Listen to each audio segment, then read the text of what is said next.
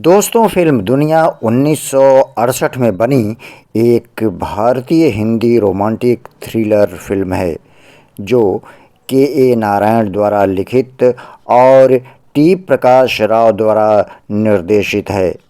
इस फिल्म में देवानंद और बैजंती माला ने मुख्य भूमिका निभाई थी, जबकि बलराज साहनी, जानी वाकर, ललिता पवार, प्रेम चोपड़ा, सुलोचना लाटकर, मदन पुरी, नाना पलसीकर, अचला सचदेव, लक्ष्मी छाया, जगदीश राज, टुनटुन, ब्रह्म भारद्वाज और पाकिस्तानी अभिनेता सुरेश ने मुख्य भूमिका निभाई थी।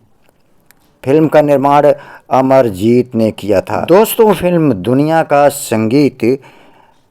संगीतकार शंकर जयकिशन की जोड़ी ने तैयार किया था।